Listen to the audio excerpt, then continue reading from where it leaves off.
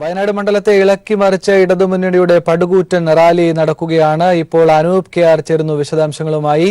Anoop, LDFന്റെ road ഷോയിൽ അണിനിരക്കുന്നത് 10,000-ങ്ങളാണ്. എന്തൊക്കെയാണ് ഇതിന്റെ വിശദാംശങ്ങൾ? വയനാട് ലോക്സഭാ മണ്ഡലത്തിലെ LDF സ്ഥാനാർത്ഥി TP സുരേന്ദ്രന്റെ 4ാം ഘട്ട പ്രചരണ പ്രവർത്തനങ്ങൾക്ക് തുടക്കമിട്ടാണ് ഇന്ന് പൊതുയോഗവും അതോടൊപ്പം തന്നെ റോഡ് ഷോയും കൽപ്പറ്റയിൽ LDF സംഘടിപ്പിച്ചത്.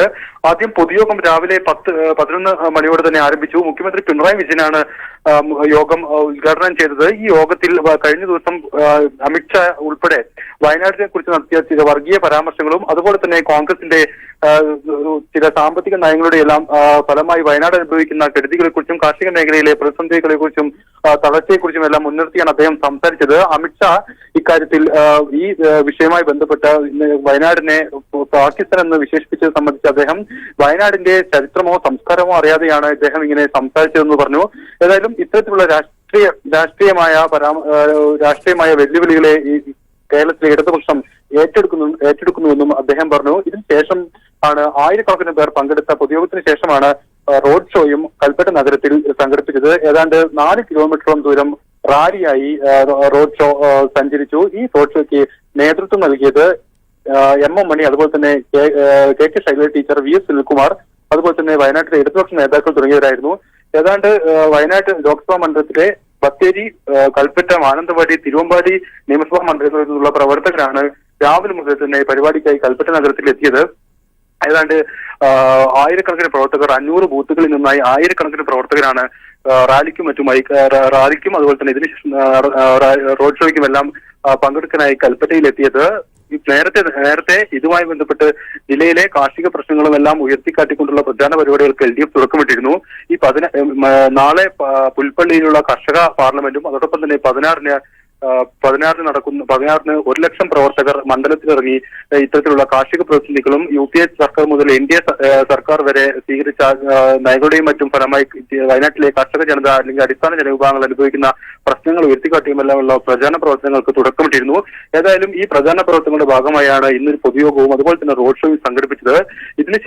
ഈ പൊതുയോഗത്തിന് ശേഷം ആണ് റോഡ് ഷോ കൽപ്പറ്റ നഗരത്തെ ആകെ ഇളക്കിമറിച്ച് നടന്നത്. ഏതാണ്ട് കൽപ്പറ്റ നഗരത്തിൽ 2 മണിക്കൂറോളം നേരമാണ് റാലി നടന്നത്. വിവിധ ഭാഗങ്ങളിൽ നിന്നെത്തിയ ആയിരക്കണക്കിന് പ്രവർത്തകർ റോഡ് ഷോയിലും അതോടൊപ്പം തന്നെ റാലിയിലും പങ്കെടുത്തു. അല്പസമയം മുമ്പ് കൽപ്പറ്റ സിവിൽ സ്റ്റേഷൻ സമീപത്ത് വെച്ച് ഈ റോഡ് ഷോ അവസാനിച്ചു. അനൂപ് കെ.ആർ. വിശദാംശങ്ങൾ നൽകിയത്. അക്ഷരാർത്ഥത്തിൽ ചൂടുപിടിക്കുകയാണ് വയനാട്ടിലും തെരഞ്ഞെടുപ്പ് പോരാട്ടം. ഇപ്പോൾ ഇടതുപക്ഷ മുന്നണിയുടെ റോഡ് ഷോ അവസാനിച്ചിരിക്കുന്നു. വിശദാംശങ്ങളാണ് കേട്ടത്. അമിത്ഷായുടെ പാകിസ്ഥാൻ പരാമർശത്തിൽ മറുപടിയുമായി മുഖ്യമന്ത്രി. അമിത്ഷായ്ക്ക് വയനാടിനെ കുറിച്ച് ഒന്നും അറിയില്ല. സ്വാതന്ത്ര്യ സമരത്തിൽ വലിയ പങ്കുവഹിച്ച പ്രദേശമാണിവിടം. സ്വാതന്ത്ര്യ സമരത്തിൽ പങ്കെടുത്തവർക്കേ അതറിയൂവെന്നും മുഖ്യമന്ത്രി കുറ്റപ്പെടുത്തി. വയനാട് കൽപ്പറ്റയിൽ തെരഞ്ഞെടുപ്പ് റാലിയെ അഭിസംബോധന ചെയ്ത് സംസാരിക്കുകയായിരുന്നു അദ്ദേഹം. രാജ്യത്തിലെ BJPയുടെ അധ്യക്ഷൻ അദ്ദേഹം എന്തും വിളിച്ചു പറയാൻ കേമനായിട്ടുള്ളൊരു മനുഷ്യനാണെന്ന് നമുക്ക് എല്ലാവർക്കും അറിയാം. നേരത്തെ മുതലേ അങ്ങനെയാണ് അദ്ദേഹത്തിൻ്റെ ഒരു രീതി. ഇന്നലെ അദ്ദേഹം ഒരു കാര്യം പറഞ്ഞതായിട്ട് കാണുന്നുണ്ട്. അത് വയനാടിനെ ആകെ അവമാനിച്ചുകൊണ്ടാണ്. വയനാടിലെ യോഗം കണ്ടാൽ പാകിസ്ഥാനിലെ യോഗമാണെന്ന് തോന്നുമെന്നാണ് പറഞ്ഞത്. വയനാടിനെ പറ്റി വല്ലതും അദ്ദേഹത്തിന് അറിയോ? ഈ രാജ്യത്തിന്റെ ബ്രിട്ടീഷ് സാമ്രാജ്യത്തിനെതിരായ പോരാട്ടത്തിൽ വയനാട് വഹിച്ച പങ്കിനെക്കുറിച്ച് വല്ല ഗ്രാഹ്യവും അദ്ദേഹത്തിനുണ്ടോ? സ്വാതന്ത്ര്യ സമര പ്രസ്ഥാനത്തിൽ എന്തെങ്കിലും പങ്കുവഹിച്ചില്ലെങ്കിലല്ലേ അത്തരം ചരിത്രങ്ങൾ മനസ്സിലാക്കാൻ നോക്കുക. പഴശ്ശിരാജയുടെ നേതൃത്വം നടന്ന സമരം, ആ കാലത്ത് തന്നെ പഴശ്ശിരാജയുടെ കൂടെ ഏറ്റവും വിശ്വസ്തരായി അണിനിരുന്നത് വയനാടിന്റെ കുറിച്യപ്പടയായിരുന്നു എന്നുള്ളത് ആർക്കാണ് അറിയാത്തത്? അങ്ങനെയൊരു ധാരണ മനസ്സിലുണ്ടായിരുന്നുവെങ്കിൽ വയനാടിനെ പാകിസ്ഥാനോട് ഓമിക്കാൻ തോന്നുമോ? ഇത് കണ്ടാൽ പാകിസ്ഥാനിലാണെന്ന് തോന്നുമെന്നാണ് പറഞ്ഞത് ഇവിടുത്തെ യോഗം കണ്ടാൽ. അത്തരത്തിലൊരു നാടിനെ അവമാനിക്കാൻ പാടുണ്ടോ? കേരളം പാകിസ്ഥാനാണെന്ന വിഷം തുപ്പുന്ന വർഗീയ പരാമർശത്തിന് മുന്നിൽ കോൺഗ്രസ് ദേശീയ നേതൃത്വം വിറങ്ങലിച്ചു നിൽക്കുകയാണെന്ന് CPIM സംസ്ഥാന സെക്രട്ടറി കോടിയേരി ആരോപിച്ചു. വർഗീയതയെ നേരിടാൻ UDFന് സാധിക്കില്ല എന്നാണ് ഇതിലൂടെ വ്യക്തമാകുന്നത്. മുസ്ലിം ലീഗ് പാകിസ്ഥാൻ പതാക ഉപയോഗിക്കുന്നുവെന്ന് പ്രചരിപ്പിച്ചിട്ടും അതല്ലെന്ന് പറയാൻ മുസ്ലിം ലീഗ് നേതാക്കൾ തയ്യാറായില്ല. RSSന് വർഗീയമായി ഉപയോഗിക്കാൻ കഴിയുന്ന രീതിയിൽ വയനാട്ടിൽ രാഹുൽ ഗാന്ധിയെ മത്സരിപ്പിച്ച കോൺഗ്രസ് ആണ് ഇതിന് ഉത്തരവാദിയെന്നും കോടിയേരി പാലക്കാട് പ്രതികരിച്ചു. RSSകാർ നടത്തുന്ന പ്രചാരവേലയെ മോദിയും അമിത്ഷായും യോഗി ആദിത്യനാഥും നടത്തുന്ന പ്രചാരവേലയ്ക്ക് മുമ്പിൽ വിറങ്ങലിച്ചു നിൽക്കുകയാണ് കോൺഗ്രസിൻ്റെ അഖിലേന്ത്യാ നേതൃത്വം. ഇത് വിഷം തുപ്പുന്ന ഒരു വർഗീയ പ്രചാരവേലയാണ്. ഇതിൻ്റെ മുമ്പിൽ മുസ്ലിം ലീഗ് മൗനം പാലിക്കുന്നു. മുസ്ലിം ലീഗിൻ്റെ കൊടി പാകിസ്ഥാൻ കൊടിയാണെന്ന് പ്രചരിപ്പിച്ചിട്ട് മുസ്ലിം ലീഗിൻ്റെ ഒരു നേതാവും ഞങ്ങൾ ഉപയോഗിക്കുന്നത് പാകിസ്ഥാൻ കൊടിയല്ല എന്ന് പറയാൻ എന്തുകൊണ്ടാണ് ഒരു മുസ്ലിം ലീഗിൻ്റെ നേതാവ് തയ്യാറാകാതിരുന്നത്? അപ്പോൾ ഇത് കാണിക്കുന്നത് RSSകാരെ അവരുടെ പ്രചാരവേല നേരിടാൻ UDFന് സാധിക്കില്ല. മുസ്ലിം ലീഗിൻ്റെയും SDPIയുടെയും ജമാഅത്തെ ഇസ്ലാമിയുടെയും പിന്തുണയോടുകൂടി രാഹുൽ ഗാന്ധി കേരളത്തിൽ മത്സരിക്കുമ്പോൾ അത് RSS ഉപയോഗിക്കും. RSSന് ഉപയോഗിക്കാൻ ഒരു അവസരം കോൺഗ്രസ് ചെയ്തു കൊടുക്കാൻ പാടുണ്ടായിരുന്നോ? അത് കോൺഗ്രസ് നേതൃത്വമാണ് അതിനെക്കുറിച്ച് ആലോചിക്കേണ്ടത്. RSSന് ഇത്തരമൊരു വർഗീയ പ്രചരണം നടത്താൻ സഹായകമായ നിലയിൽ ഒരു മത്സരത്തിന് വേണ്ടി എന്തുകൊണ്ട് കോൺഗ്രസ് നേതൃത്വം കളമൊരുക്കി? ഇതിന് ഉത്തരവാദി കോൺഗ്രസ് നേതൃത്വമാണ്. അവരാണ് അതിന് ഉത്തരം പറയേണ്ടത്.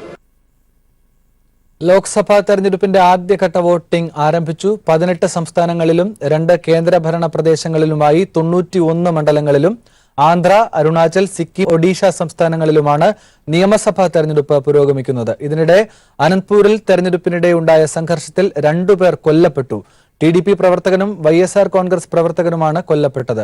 വിവരങ്ങളുമായി സന്തോഷ് സർലിംഗ് ചേരുന്നുണ്ട്. സന്തോഷ്, എന്തൊക്കെയാണ് ഈ അക്രമങ്ങളുടെ വിശദാംശങ്ങൾ? ഈ അക്രമങ്ങൾ മാറ്റി നിർത്തിയാൽ ജനാധിപത്യത്തിന് ഭൂഷണമായ നിലയിൽ നല്ല പോളിംഗ് മറ്റിടങ്ങളിൽ രേഖപ്പെടുത്തുന്നുണ്ടോ?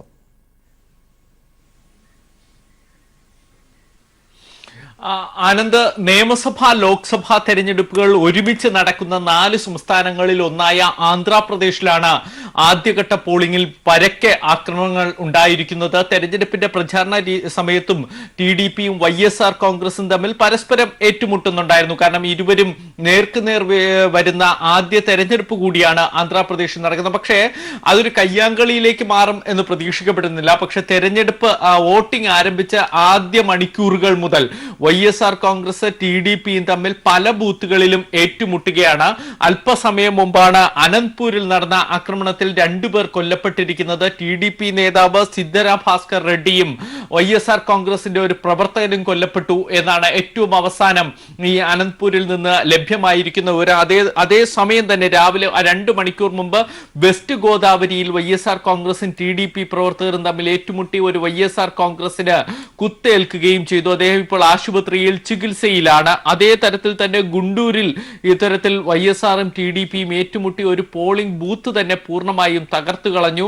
ഇതിനിടയിൽ തന്നെ മറ്റൊരു സ്വാധീന പാർട്ടി കൂടിയായി ആയിരിക്കുന്ന ജനസേന പാർട്ടി, ചലച്ചിത്രതാരം പവൻ കല്യാണിന്റെ പാർട്ടിയാണ്. ആ ജനസേന പാർട്ടിയുടെ സ്ഥാനാർത്ഥി തന്റെ സ്വന്തം മണ്ഡലത്തിലെ ബൂത്തിലെത്തി അവിടുത്തെ ഒരു EVM മെഷീൻ തകർക്കുകയും ചെയ്തു. EVM മെഷീൻ പ്രവർത്തനരഹിതമായതിനെ തുടർന്നാണ് പ്രകോപിതനായ സ്ഥാനാർത്ഥി അത് തകർത്തത്. അപ്പോൾ തന്നെ പിന്നീട് പോലീസ് അദ്ദേഹത്തെ അറസ്റ്റ് ചെയ്ത് മാറ്റുകയൊക്കെ ചെയ്തു.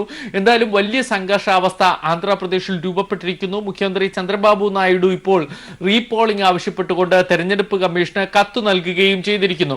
അതേസമയം മറ്റു സംസ്ഥാനങ്ങളിൽ താരതമ്യേന ശാന്തമായ രീതിയിലാണ് പോളിംഗ് പുരോഗമിക്കുന്നതിനിടയിൽ ബസ്തർ മേഖലയിൽ, ഛത്തീസ്ഗഡിലെ ബസ്തർ ലോക്സഭാ മണ്ഡലത്തിൽ മാവോയിസ്റ്റ് ബോംബ് സ്ഫോടനം നടത്തി. അവിടുത്തെ ചില ബൂത്തിന് സമീപമായിരുന്നു ബോംബ് സ്ഫോടനം. 30,000-ഓളം സുരക്ഷാ സൈനിക വിഭാഗത്തെ വിന്യസിച്ചാണ് ബസ്തർ മേഖലയിൽ തെരഞ്ഞെടുപ്പ് നടത്തുന്നത്. ഈ ബോംബ് സ്ഫോടനം ഉണ്ടായതിന് പിന്നാലെ നടത്തിയ തെരച്ചിലിൽ 3 മാവോയിസ്റ്റുകളെ വലിയ ആയുധശേഖരവുമായി പിടികൂടുകയൊക്കെ ചെയ്തിട്ടുണ്ട്. പക്ഷെ ഇപ്പോൾ അവിടെ പോളിംഗ് പുരോഗമിക്കുന്നു. പ്രതീക്ഷിച്ചതിനേക്കാൾ ഉയർന്ന പോളിംഗ് ബസ്തർ മേഖലയിൽ രേഖപ്പെടുത്തിയിട്ടുണ്ട്. ഉത്തർപ്രദേശിലാകട്ടെ 3 കേന്ദ്രമന്ത്രിമാർ അടക്കം 8 ലോക്സഭാ മണ്ഡലങ്ങളിലേക്കാണ് തെരഞ്ഞെടുപ്പ്. ഈ 8 ലോക്സഭാ മണ്ഡലങ്ങളിലും 4 മണിക്കൂറിനുള്ളിൽ വോട്ടിംഗ് ശതമാനം 24% കടന്നു എന്നത് ഏറ്റവും ശ്രദ്ധേയമാണ്. ഈ 8 2 മാത്രമേ BJP ഇപ്പോൾ വീണ്ടും ഒരു സീറ്റ് ലഭിക്കുമെന്ന് പ്രതീക്ഷിക്കുന്നുള്ളൂ. ബാക്കി സീറ്റുകളൊക്കെ ചിലപ്പോൾ BJPക്ക് കൈമോശം വന്നേക്കാം. SP BSP സഖ്യമൊക്കെ വളരെ ശക്തമായി മത്സരിക്കുന്ന മണ്ഡലങ്ങളാണ് അത്. മുസാഫറിലൊക്കെ കഴിഞ്ഞ 2014 വലിയ വർഗീയ കലാപങ്ങൾ ഉണ്ടാക്കുകയും BJP നേട്ടമുണ്ടാക്കുകയൊക്കെ ചെയ്തിരുന്നു. പക്ഷേ ഇപ്രാവശ്യം രാഷ്ട്രീയ സാഹചര്യങ്ങൾ മാറിയിരിക്കുന്നു. അതുകൊണ്ട് തന്നെ വോട്ടിംഗ് ശതമാനം വർദ്ധിച്ചത് ആശങ്കയോടെ BJP കാണുന്നു. മുസാഫറിലെ സിറ്റിംഗ് MP-യും BJP നേതാവുമായ സഞ്ജീവ് ബല്യാണ് അല്പസമയം മുമ്പ് കള്ളവോട്ട് നടക്കുന്നു എന്ന ആരോപണമൊക്കെ ഉന്നയിച്ച് രംഗത്തെത്തുകയും ചെയ്തിട്ടുണ്ട്. മഹാരാഷ്ട്രയിലാകട്ടെ RSS ആസ്ഥാനമായ നാഗ്പൂർ ലോക്സഭാ മണ്ഡലത്തിലും ഇന്ന് പോളിംഗ് ഉണ്ടായിരുന്നു. രാവിലെ RSS തലവൻ മോഹൻ ഭഗവത് വോട്ട് ചെയ്തു.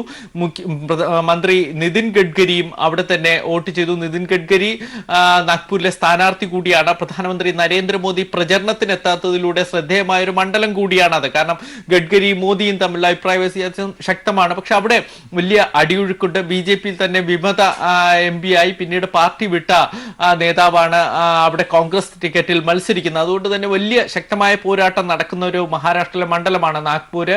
അവിടെയും വലിയ രീതിയിൽ പോളിംഗ് പുരോഗമിക്കുന്നു. 2 ദ്വീപുകളിൽ ഇന്നാണ് പോളിംഗ് നടക്കുന്നത്. ലക്ഷദ്വീപിലെ ആൻഡമാൻ നിക്കോബാർ ദ്വീപുകളിൽ നിന്ന് ലഭ്യമാകുന്ന വിവരപ്രകാരം വലിയ പ്രശ്നങ്ങളൊന്നുമില്ലാതെ പോളിംഗ് നടക്കുന്നു എന്ന് തന്നെയാണ്.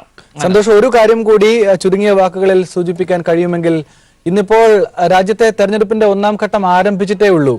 മിക്കയിടങ്ങളിലും നല്ല പോളിംഗ് ഉണ്ടാകുന്നു എന്നത് ഏറ്റവും ഗുണകരമായ വാർത്തയാണ്. പക്ഷേ ഒട്ടും ശുഭസൂചകമല്ലാത്ത രീതിയിൽ 2 പേർ ഇപ്പോൾ തന്നെ 1ാം ഘട്ട തെരഞ്ഞെടുപ്പിലേക്ക് കടക്കുമ്പോൾ തന്നെ കൊല്ലപ്പെടുന്ന സാഹചര്യമൊക്കെ ഉണ്ടാകുന്നത് ജനാധിപത്യത്തിന് ഒട്ടും ഭൂഷണമല്ല. ഇത് തുടർന്നും ആസൂത്രിതമായി ഉത്തരേന്ത്യൻ സംസ്ഥാനങ്ങളിൽ ഉണ്ടാകാനുള്ള സാധ്യതയെ നമുക്ക് മുന്നിൽ വയ്ക്കുകയാണോ, അതോ ഒറ്റപ്പെട്ട സംഭവമായി മാറ്റി നിർത്താൻ കഴിയുമോ?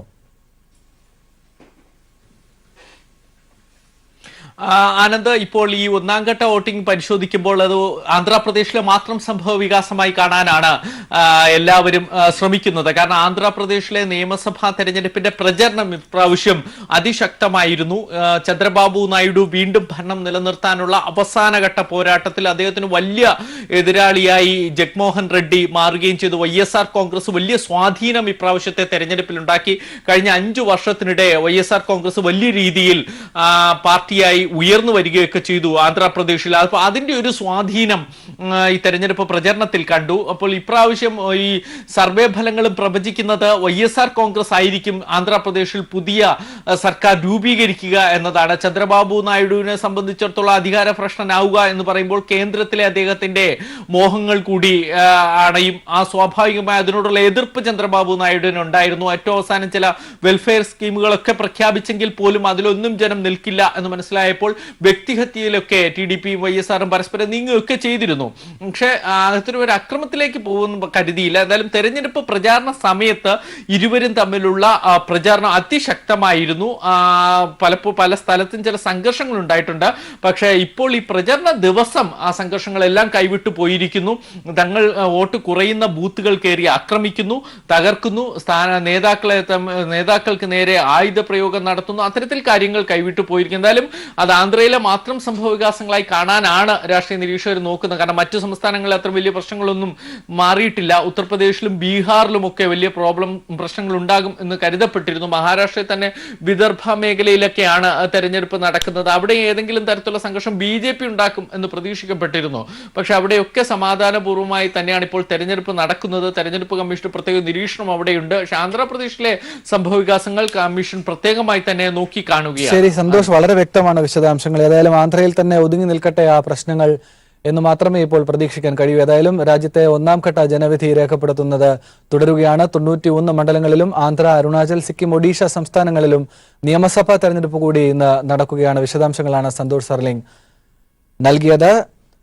തലസ്ഥാനത്ത് കോൺഗ്രസ് നേതാക്കൾ BJPക്ക് വോട്ട് മറിക്കുന്നുവെന്ന ആക്ഷേപം സ്ഥിരീകരിച്ച ശശി തരൂരും. സംഭവത്തിൽ ശശി തരൂർ കേന്ദ്ര നേതൃത്വത്തിന് പരാതി നൽകി. ഒരു വിഭാഗം നേതാക്കൾ പ്രവർത്തന രംഗത്ത് നിന്ന് വിട്ടുനിൽക്കുന്നുവെന്നും പ്രചരണം ഏകോപനമില്ലാതെ മെല്ലെ പോകുന്നുവെന്നും ശശി തരൂർ പരാതിയിൽ പറയുന്നു.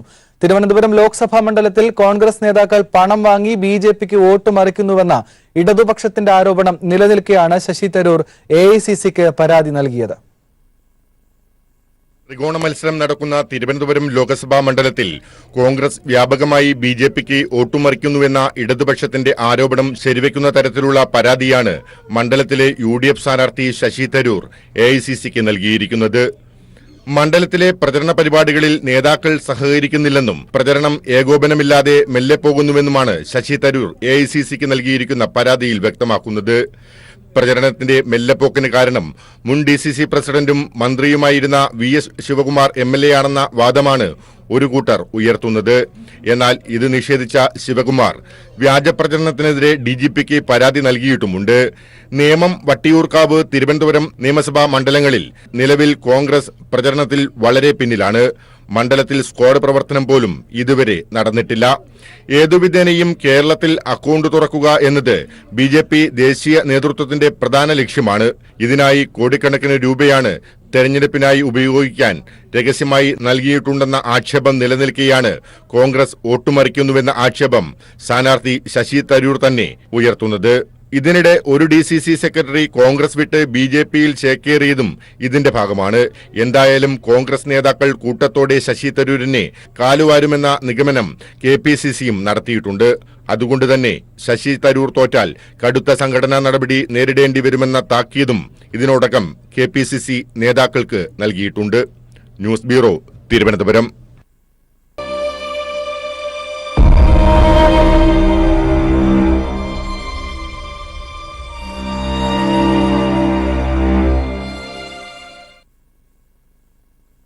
കെ മാണിയുടെ മൃതദേഹം ഇന്ന് സംസ്കരിക്കും. ഉച്ചയ്ക്ക് ശേഷം പാലാ കത്തീഡ്രൽ പള്ളിയിലാണ് സംസ്കാര ചടങ്ങുകൾ. ഔദ്യോഗിക ബഹുമതികളോടെയാകും സംസ്കാരം നടക്കുക. പാലായിലെ വീട്ടിലെത്തിച്ച മൃതദേഹത്തിൽ ആയിരങ്ങൾ അദ്ദേഹത്തിന് അന്തിമോപചാരം അർപ്പിച്ചു. ഇപ്പോൾ സാലി മുഹമ്മദ് ചേരുന്നുണ്ട് പാലയിൽ നിന്ന് വിശദാംശങ്ങളുമായി. സാലി, എന്തൊക്കെയാണ് അവിടുത്തെ ഒരുക്കങ്ങൾ? ഔദ്യോഗികമായി സംസ്ഥാനത്തിന്റെ ആദരവ് കൂടി അർപ്പിച്ചുകൊണ്ടായിരിക്കും അദ്ദേഹത്തിന് വിടവാങ്ങൽ ഉണ്ടാവുക. അതിന്റെ ഒരുക്കങ്ങളൊക്കെ പൂർത്തിയായോ? പ്രമുഖരായ നേതാക്കളൊക്കെ പാലയിൽ തങ്ങുന്നുണ്ടോ? വിശദാംശങ്ങൾ. സംസ്കാരത്തിനുള്ള അവസാന ഒരുക്കങ്ങൾ പള്ളിയിൽ സെമിത്തേരിയിൽ നടന്നുകൊണ്ടിരിക്കുകയാണ്. പ്രധാനപ്പെട്ട കാര്യം ഇപ്പോൾ സംസ്കാര ശുശ്രൂഷകൾ വീട്ടിൽ ആരംഭിച്ചു എന്നുള്ളതാണ്. കരിങ്ങോഴക്കൽ തറവാടിന്റെ വീട്ടുമുറ്റത്ത് പ്രത്യേകം തയ്യാറാക്കിയിരിക്കുന്ന പന്തലിലും ഒക്കെയായി ആയിരക്കണക്കിന് ആളുകൾ കൂടി നിൽക്കുന്നുണ്ട്. അവർക്ക് നടുവിൽ സംസ്കാര ശുശ്രൂഷകൾ വൈദികരും മറ്റും ചേർന്ന് നടത്തിക്കൊണ്ടിരിക്കുന്നു. ഏതാണ്ട് അരമണിക്കൂർ സംസ്കാര ശുശ്രൂഷകൾ നീണ്ടു നിൽക്കുമെന്നാണ് കരുതുന്നത്. അതിനുശേഷം പള്ളിയിലേക്ക് പുറപ്പെടും. ഏതാണ്ട് 2:30 വീട്ടിൽ നിന്ന് മൃതദേഹം എടുക്കും എന്ന് കരുതുന്നു. അതിൽ വീട്ടിൽ നിന്നെടുത്താൽ സെന്റ് തോമസ് കത്തീഡ്രലിലേക്ക് 1 മണിക്കൂർ ഉണ്ടെങ്കിലും എത്താൻ എന്ന് കരുതുന്നു. അങ്ങനെയാണെങ്കിൽ 3 മണിയോടുകൂടി പള്ളിയിൽ മൃതദേഹം എത്തിക്കും. പള്ളിക്കകത്ത് ചെറിയ ചടങ്ങുകളുണ്ട്. അതിനുശേഷമായിരിക്കും സെമിത്തേരിയിലേക്ക് കൊണ്ടുവരിക. ഇപ്പോൾ കുടുംബക്കല്ലറയിൽ അതിനുള്ള ഒരുക്കങ്ങൾ, സംസ്കാരത്തിനുള്ള ഒരുക്കങ്ങളെല്ലാം പൂർത്തിയായി വരികയാണ്. ഏതാണ്ട് 4 മണിയോടുകൂടി സംസ്കാര ചടങ്ങുകൾ ഏതാണ്ട് പൂർത്തിയാകും എന്നാണ് കരുതുന്നത്. കാരണം കഴിഞ്ഞ 2 ദിവസമായി ഇതുമായി ബന്ധപ്പെട്ട ചടങ്ങുകൾ ഒക്കെ നടന്നു വരികയായിരുന്നു. അദ്ദേഹത്തിന്റെ മൃതദേഹവും വഹിച്ചുള്ള വിലാപയാത്ര 20 മണിക്കൂർ എടുത്തു പാലായിലെത്താൻ എന്നുള്ളതാണ് ഒരു സാഹചര്യം. അതുകൊണ്ട് ഏറെ വൈകിയിരിക്കുന്നു എന്ന കണക്കുകൂട്ടലിലാണ് ബന്ധുക്കളും കേരള കോൺഗ്രസിന്റെ പ്രധാന നേതാക്കന്മാരും ഒക്കെ ഉള്ളത്. അതുകൊണ്ട് തന്നെ വേഗതയിൽ ശുശ്രൂഷ ചടങ്ങുകൾ പൂർത്തിയാക്കി 4 മണിയോടുകൂടി പള്ളിയിൽ സംസ്കാര ചടങ്ങുകളും പൂർത്തിയാക്കാനുള്ള ശ്രമങ്ങളാണ് നടന്നു വരുന്നത്. വലിയ ആൾത്തിരക്കായിരുന്നു, വലിയ ജനത്തിരക്കായിരുന്നു അദ്ദേഹത്തിന്റെ മൃതദേഹം അവസാനമായി ഇന്ന് കാണാൻ കരിങ്ങോഴക്കൽ തറവാട്ടിലുണ്ടായിരുന്നു. ഇപ്പോഴും അത് തുടരുകയാണ്. ആയിരങ്ങളാണ് കരിങ്ങോഴക്കൽ വീട്ടിലേക്ക് ഒഴുകിയെത്തിയത് എന്ന് തന്നെ പറയാം. ഇന്ന് പുലർച്ചെ മാത്രം ഏതാണ്ട് 6:30-7 മണിയോടുകൂടി മാത്രമാണ് പാലായിലെ വീട്ടിൽ മൃതദേഹം എത്തിക്കാൻ കഴിഞ്ഞത്. ഇന്നലെ മുതൽ ഈ വീട്ടുമുറ്റത്ത് ആയിരങ്ങളാണ് ആ മൃതദേഹം ഒരു നോക്ക് കാണാനായി കാത്തു നിന്നിരുന്നത്. അവർ എല്ലാവരും തന്നെ മൃതദേഹം കണ്ടതിന് ശേഷം മാത്രമാണ് സംസ്കാര ശുശ്രൂഷകളിലേക്ക് കടന്നത്. പ്രമുഖരടക്കം ഒട്ടേറെ പേർ വീട്ടിലെത്തി അന്ത്യാഞ്ജലി അർപ്പിച്ചു. പള്ളിയിലും അന്ത്യാഞ്ജലി അർപ്പിക്കുന്നതിനായി ചില പ്രമുഖ മന്ത്രിമാരടക്കമുള്ളവർ എത്തുമെന്നാണ് അറിയുന്നത്. ഒപ്പം തന്നെ ഔദ്യോഗിക ബഹുമതികളോടുകൂടിയായിരിക്കും സംസ്കാരം നടക്കുക. ഏതാണ്ട് 4 മണിയോടുകൂടി സംസ്കാര ചടങ്ങുകൾ പൂർത്തിയാകും എന്നാണ് കരുതുന്നത്. സാലി മുഹമ്മദാണ് പാലയിൽ നിന്ന് വിശദാംശങ്ങൾ നൽകിയത്. വിശ്വാസപ്രകാരമുള്ള അവസാന ശുശ്രൂഷകൾ കൂടി ഈ ഘട്ടത്തിൽ കെ മാണിയുടെ വസതിയിൽ തുടരുകയാണ്. അതിനുശേഷം അദ്ദേഹത്തിന്റെ മൃതദേഹം ഔദ്യോഗിക ബഹുമതികളോടെ സംസ്കരിക്കും. കെ മാണിയുടെ നിര്യാണത്തിൽ അനുശോചനം അറിയിച്ച Kairali TV chairman Mammootty K മാണിയുമായി വളരെ അടുത്ത വ്യക്തിബന്ധമാണ് ഉണ്ടായിരുന്നതെന്നും അദ്ദേഹത്തിന്റെ നിര്യാണം കേരള രാഷ്ട്രീയത്തിന് കനത്ത നഷ്ടമാണെന്നും അദ്ദേഹം പ്രതികരിച്ചു. വളരെ വ്യക്തിപരമായിട്ട് അറിയാവുന്ന ആളാണ്. രാഷ്ട്രീയത്തിനപ്പുറത്തേക്ക് വ്യക്തി ബന്ധങ്ങൾ ഒരുപാട് സൂക്ഷിക്കുന്ന ആളാണ് മണി സാർ. ഞാനൊരു സിനിമാ പ്രവർത്തകനാണ്. ഈ സിനിമ ഷൂട്ടിങ്ങിനായിട്ട് പല ഭാഗത്തോ അല്ലെങ്കിൽ അദ്ദേഹം ഉള്ള സ്ഥലത്തോ വന്നു കഴിഞ്ഞാൽ ഒരു ഫോൺ കോൾ ഉണ്ടാവും. എവിടെയാണ്, എന്തെങ്കിലും സൗകര്യങ്ങളുണ്ടോ, അസൗകര്യമുണ്ടോ, ബുദ്ധിമുട്ടുണ്ടോ, ഞാൻ എന്തെങ്കിലും ചെയ്യേണ്ടതുണ്ടോ എന്ന് ചോദിക്കുന്ന ആളാണ്. അല്ല, ചില സ്ഥലത്ത് വരും, അല്ലെങ്കിൽ അങ്ങനെ ബന്ധപ്പെടുന്ന ഒരാളാണ്. പിന്നെ പ്രായത്തെ അതിജീവിക്കുന്നൊരു ഊർജ്ജസ്വലത ഉണ്ടായിരുന്ന ഒരു നേതാവാണ്. ഈ മണിസാറിന്റെ പ്രായം ഒരുപക്ഷെ ഇപ്പോഴായിരിക്കും ആൾക്കാർ അറിയുന്നത്. അത്രത്തോളം ചെറുപ്പം കാത്തു സൂക്ഷിച്ചിരുന്ന ഒരാളാണ്. ജീവിതത്തിൽ മാത്രമല്ല, അദ്ദേഹത്തിന്റെ പ്രവർത്തനങ്ങളിലും ചിന്തകളിലും ഒക്കെ. മണിസാറിന്റെ വിയോഗം രാഷ്ട്രീയ രംഗത്ത് മാത്രമല്ല, നമ്മുടെ സാംസ്കാരികമായ രംഗത്ത് എല്ലാവർക്കും വലിയൊരു നഷ്ടം തന്നെയാണ്. അദ്ദേഹത്തിന്റെ ആത്മാവിന് നിത്യശാന്തി നേരുന്നു.